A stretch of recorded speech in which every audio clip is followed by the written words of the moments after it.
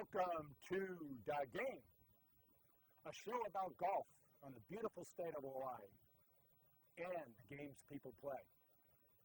On the game, we're going to show you all those courses you need to visit and play when you're here in Hawaii, but there's much more. As our name suggests, this is a show about competition. That's right, a match featuring me, your host, Dave Ward, and my suspect golf game versus the top professionals, celebrities, and occasional guests. We're going to be profiling the signature holes on the courses that we're visiting. It's going to be high stakes, winner-take-all match. The tension will be excruciating, the drama riveting. All in all, could be interesting, should be fun, but definitely be worth a few good laughs. So, having said that, strap on your golf bag, lace up your spikes, and come join me for DaGame. You ready for this, Big Dave? Whatever.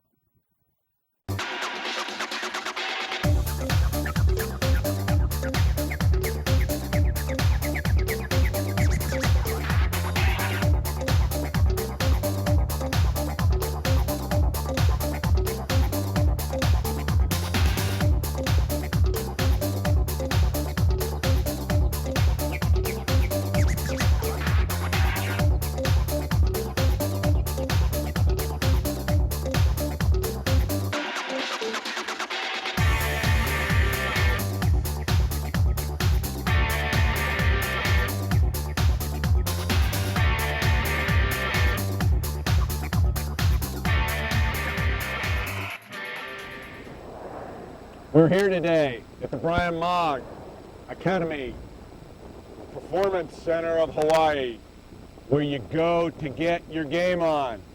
Golfing excellence is what this place is all about on the island of Oahu.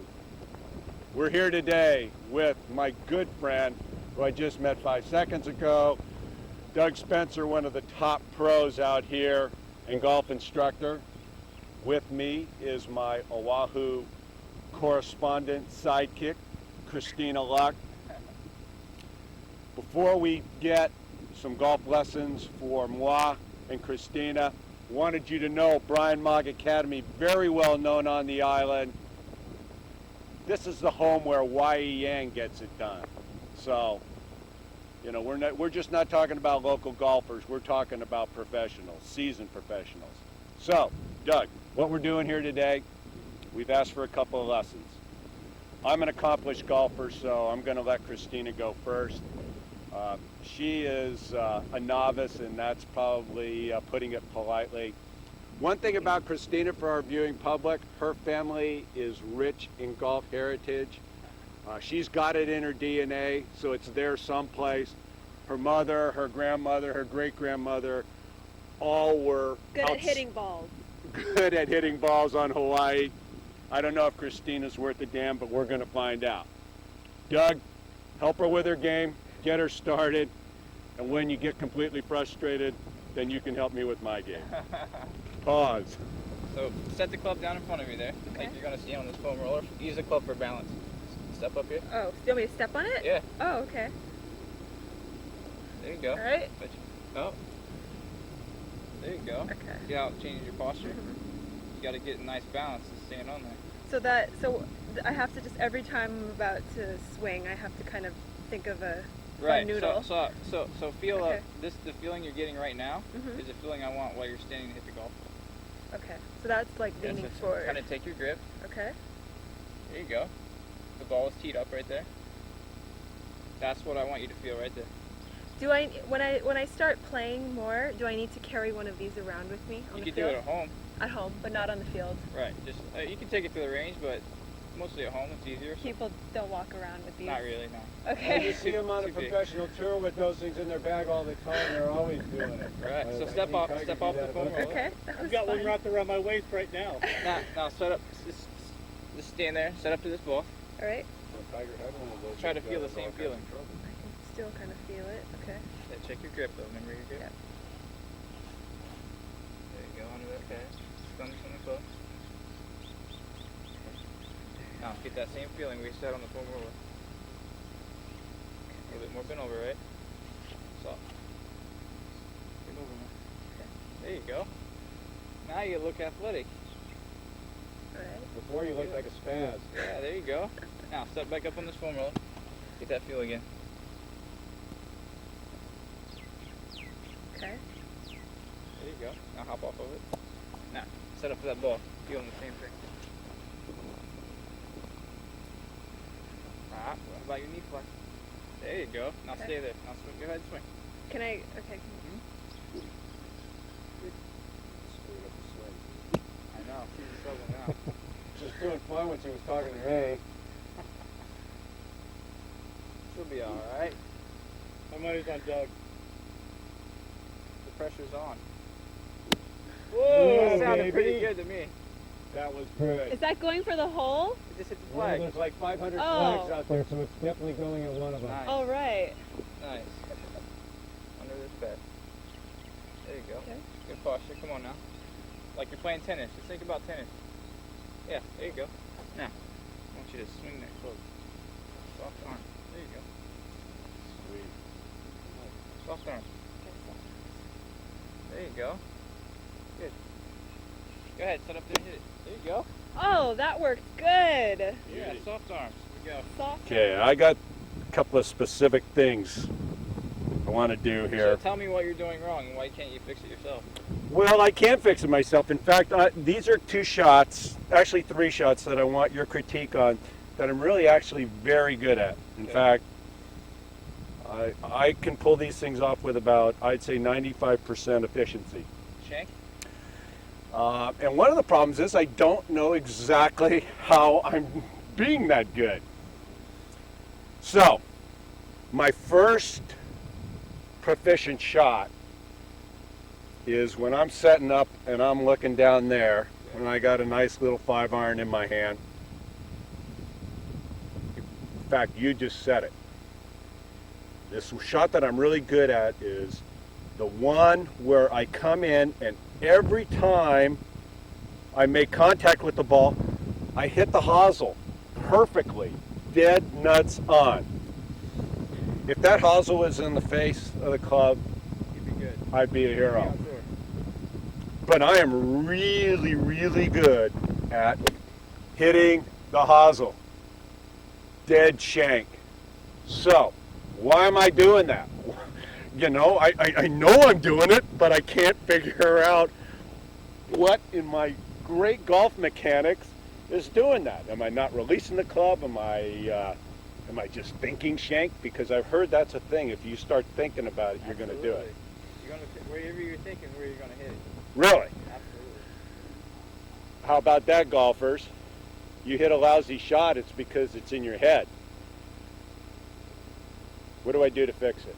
Well, first thing, our slogan here is fundamentals first. Gotcha. So I'm going to go through a checklist. I'm going to check your grip, your posture, width of your stance, your fundamentals to see what's causing you to hit that shot. Uh-huh. That's where I'm going to start. So, how is it possible? I mean, check me out. Shoulder width, good flex, good balance. I could sit on that thing if you wanted me to. Grip, just solid as a rock. Good takeaway. Okay. Liking everything you see so far, Doug? I got to see you hit it though first. That was a mistake because I hit that good. Well, first of all, you just said your feet were shoulder width apart, right? Set up this ball again. How wide should your feet be? About shoulder width. Okay, hold on. Stay there. I got big shoulders. You got big shoulders, right? Your feet width should be inside your armpits. Oh, dude. So I'm too wide. You're too wide. So what's a wide stance going to make you do? Well, it's going to restrict my golf swing It's for gonna restrict your one. golf swing and it's going to make you do what? Lateral shift. Move more laterally. Oh, lateral shift. Oh, the lateral shift. Right. Big problem. Okay. Get your feet narrow is going to be more rotational. The club face is obviously open coming into impact. Yeah. Too much lateral. Okay. Okay, here it is. sports fans. Tight stance, no lateral shift. Okay, now we got that figured out. I'll never do that again. Problem number 2. I'm staring down the fairway, got about 180 yards into the green. I've got maybe a situation like this with a little left to right breeze. Okay. I want to hit a nice, gentle cut into the pin, stick it close, get my obligatory birdie. So I'm thinking high cut, high cut, high cut. Pull smother. Double cross. Okay. That was pretty good pull smother, wasn't it? Pretty good. Pretty good. My critique here is when you were standing behind the golf ball going through your pre-shot routine, did you visualize the shot you wanted to see? No. How are you going to reproduce something you haven't seen, you haven't done already? You. Okay, so Doug's helped me out a lot here today so far. I'm not swaying anymore. I got a narrower stance, so I'm not shanking the ball. I'm actually visualizing and practicing in my mind the shot that I'm trying to hit so that I execute it, trying to get the negative thoughts out of my mind, which is very difficult being a very famous golf show host here. So the last shot that I'm really, really good at. Don't have quite the club for it, but I know I can execute it with this club. I'm probably looking at maybe about an 80-yard pitch into a green, tight hole. And I've got something like that in front of me, which is a massive pond. And so now I'm going to come up to this shot, probably about a half pitching wedge.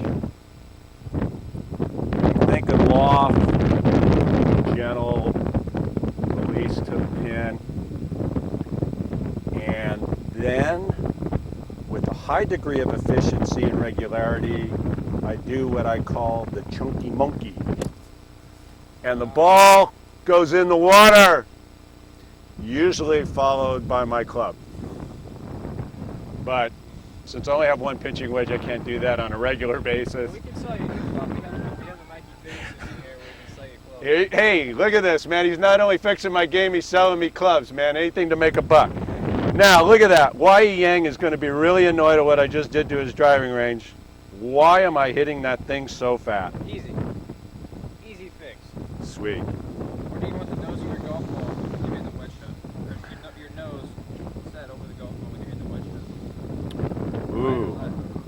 What do you want the bottom of your swing to be when you're in the wedge shot? I would think right over the ball. In front of the ball. Ooh. So you need to be set up. Top of me, or left in front of the ball. More weight into my left foot. In the top of my So this thing that you read a lot about golf stance, equal distribution, big weight shift back on the right foot. For doesn't this, apply to you. for this shot, no.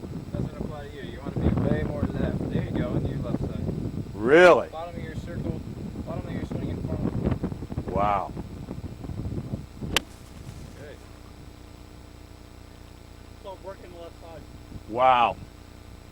You know, this game is easy when you go to the Brian Mogg Academy of Finer Golf Instruction. When you do, look at my buddy Doug. I mean, he took 3 shots that I'm really good at, and now I can't hit those shots anymore. And I'm a better golfer. Welcome back to the game. We're here on Oahu at the Hawaii Prince Golf Course. I'm Dave Ward. My special guest correspondent, Christina Luck. Say it again. Christina Luck. All right. We are here today with Mr. Norm Gunther, publisher of Hawaii Golf News and Travel. He's been doing this for 30 years. Check it out. Newspaper, monthly, about golf throughout the whole state of Hawaii. 30 years is pretty impressive, Norm. Quite a bit of time. A lot of time and effort, but it was a lot of fun. It opens a lot of doors. Absolutely. For all of you out there in TV land, one thing you ought to understand, Norm's been a big supporter of the game. He helps our publisher, managing editor of the Maui Golf Review, Mr. John Byrne, with pictures and articles about golf, the beautiful state of Hawaii. What else are you doing, Norm? Just trying to keep golf in everybody's mind, keep it up there. I am the tournament chairman for a weekly golf club, which I arrange the venue and then arrange for everyone in the club to show up and play, those that can anyway. And I was involved in starting the Golf Media Association in Hawaii, and in an effort to try to get all the media on the same page, so to speak, in the golf business. How'd you develop a passion for golf? I did that while I was spending 20 years in the Air Force. I got an interest in golf, and my last assignment in the Air Force was here at Hickam Air Force Base, and I noticed that they didn't have a publication on golf, and so with my interest in golf and the lack of a publication, when I retired from the Air Force here, I decided to start the publication. Well, as an ex-vet myself, I only had 2 years in the Army, but what was your rank when you got out of the Air Force? I retired as a major. Oh, dude, Yeah. I will salute you. Excellent, excellent. Okay. So, what else is going on in the state of Hawaii that our viewers need to understand about? Well, I think most of your viewers will realize that with all the activities going on in Japan, that a lot of the golf courses here in Hawaii are probably anticipating a reduction in the number of golfers coming from Japan. So they have elsewhere for the tourist golfers. And but our local golfers, I think, will continue to support all the courses as they have in the past. There are hundreds of golf clubs, and that's where the local golfers are really get most of their arrangements for golf, because they can get the discounted rates and still have the camaraderie of the club, and they get their handicaps, all of that. So that works out nicely. Christina, you got any questions for Norman? Don't ask him who his barber is or where he gets his hair dyed. Or how old he really is. Well, looking at this publication now, tell me what type of material you publicated when you first started. Was it like this, or what was different? When I started it actually started as a magazine, and it was a quarterly magazine in 1981, and then it sort of transitioned to a bi-monthly newspaper, and then it went to a 10 times a year newspaper, tabloid newspaper. And now we're looking at, because I now have to print the newspaper in Maui, have it shipped back here to Oahu, and then distribute it. I'm now on a 2-month basis. So, Major, tell me, what kind of game you got? Lousy. Lousy, come on, man. Really? No, yes. Tell me what kind of golf game you got. You've been doing this for 30 years. Yeah. You should be good. You would think so. I played. I'm one of the original members of the Sunbelt Senior Tour in South Carolina, which is in its 16th year. It's a developmental tour for the Champions Tour. But I was a much better golfer when I started with them 16 years ago than I am now. But my handicap continues to go up, and I believe me, I'm not paying the handicap chairman or anything like that. It's just my lousy games. My lousy rounds have created a high handicap. Give me a number, man. Major? It depends on what course you're playing, because as you may or may not know, with the GIN system nowadays, you have this portability slope. So my handicap index, I think, is around a 128, something like that. Excellent. Not bad. Not bad. Okay. Not bad. 28.9, I think. At any rate, it works out to on the harder courses. I'm about a 32 or 33 handicap, which is terrible. Sounds like you could play in my golf group. We'd make some money together. Right. Dave, ask him what events are coming up and what are some of his predictions to the outcomes. Oh. Local events. Yeah, all around the line, because he knows everything. Okay. So Norm, tell us what local events are on the horizon here in Hawaii, and who's favored to win? Because Okay. we need to handicap this thing today. Right. Well, you've got the Mid-Pac Open, except I'm not sure when this will air. The Mid-Pac Open may be over by the time this comes out, but which is in the middle of April. A young fellow by the name of Sam Kerr won it last year, and I think he will be returning. He went to the Nazarene school in California and was one of the top golfers in the NIT for 2 or 3 years, something like that. Came back here, turned pro, and so he's a good player. But Tad Fujikawa has won that event, and if he comes back, he would be a contender. But I think he'll probably stay out on the mainland playing in the e-golf tour. At least that's what he played last year. He was I think he was ranked number 6 in their money list last year. But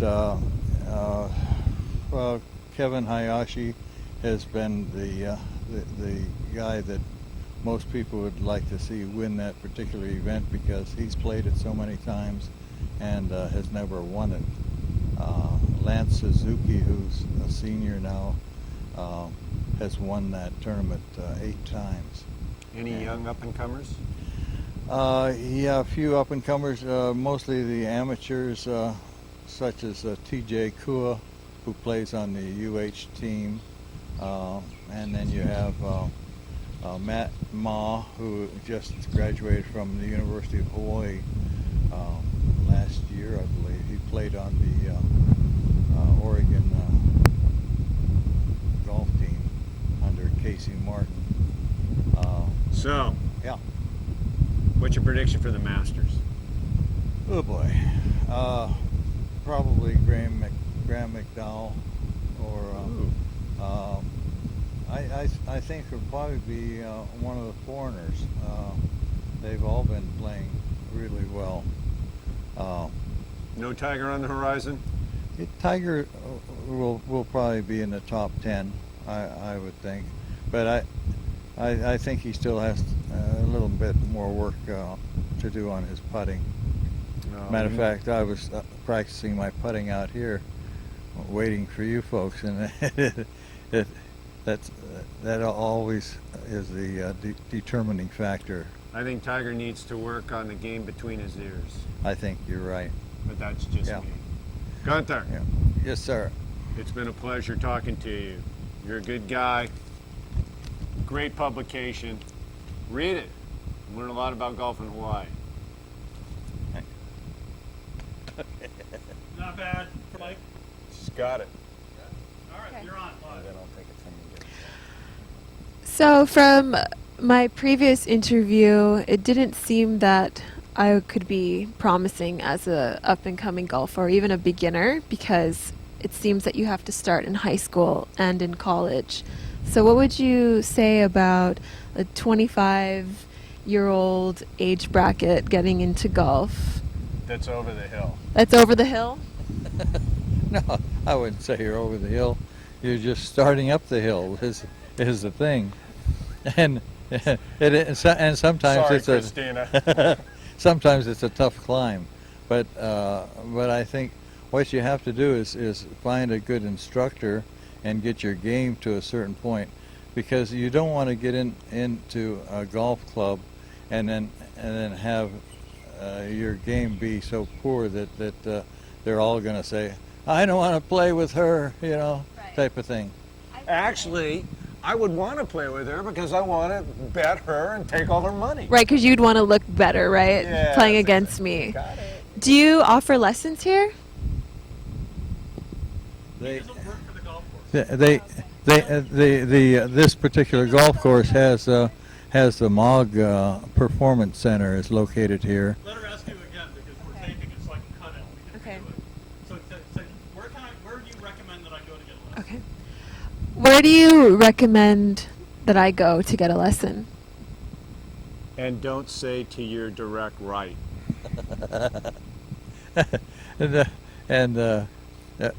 Actually here, if you lived in this area, you could come out here to Hawaii Prince and go to the MOG Performance Center.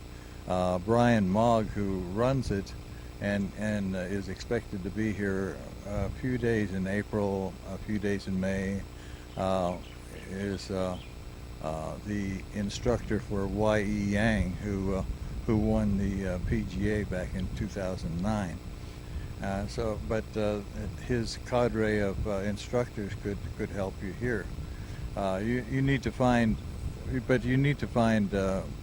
someone to give you get your game to the point where it's doable on with the club. But what I meant before was if you're playing so poorly that you're taking 9s and 10s on a hole and holding everybody up, then other members of the club are not too happy. And all the instructors are above 18? Yes, you want 125, don't you? All right. Well, I guess All right, very good. Well, it's interesting. I happen to live on Maui, but DaGame covers golf on all the islands, and our trip here to Kona is really to get a sense of how golf is being promoted here and what still needs to be done. What are kind of the hot button juicy? I mean, you've been here. You ought to tell our viewing audience how long you've been here because it sounds like a long time. Since about 1986, and I came over to be a race director of the Ironman at the time because I had given up golf for about 20 years and become a runner, and I put events on in Detroit and ended up in this wonderful little town after I competed in the Ironman. I got here and thought, oh my gosh, I need to play golf again. There's so many wonderful golf courses, and I think I can help promote them. Yeah. Well, see, it's interesting to hear you talk about how they're promoting junior golf because from my vantage point, living in Maui and seeing the local events there, they're putting a high priority on that. And on DaGame, we try to meet with the young kids, talk to them about their interest in the sport, drum up a little bit of attention and activity toward what it is they're doing because the level of enthusiasm, it seems like what's going on over here, particularly like you just talked about at Waikoloa, is very consistent with what we're seeing on some of the other islands. Everybody could always do more. And, we at DaGame think that there's a lot more that we can be doing to help some of these young kids get some visibility, do what we can to help them, get visibility at the high school level, scholarship, or whatever. So that's a big part of what we're about as well. You want to comment about that? Yeah, okay. Do it. Well, first of all, I think the reason there's so much going on in each island is because of the Hawaii State Junior Golf Association. Greg Nichols from Oahu and Mary B. started Hawaii State Junior Golf Association about 10 years ago. She had a great career on the LPGA, came to Kauai, started the Hawaii Junior Golf Program, and then she said, wow, statewide they need something. So over the last 10 years, through the efforts of the Hawaii State Junior Golf Association, there's more national level junior golfers come out of Hawaii than probably any state in the country. We got Michelle Wee, Kimberly Kim. There's Casey Igawa, is it? Yeah, who plays for Oregon. I saw PGA, she won the junior PGA. Yes, yeah. There's so many junior golfers. Right now, Sean Mayakawa played for University of Oregon under Casey Martin, and Tammy Surtees at Santa Clara University having a good college my career. alma mater, as Really? I might add. Well, she has really loved being there. That's interesting. Okay. Now, what I think about it, and John, you've been one of these people who for years has done so much to promote, and I think there's so many small entrepreneurs like myself Right.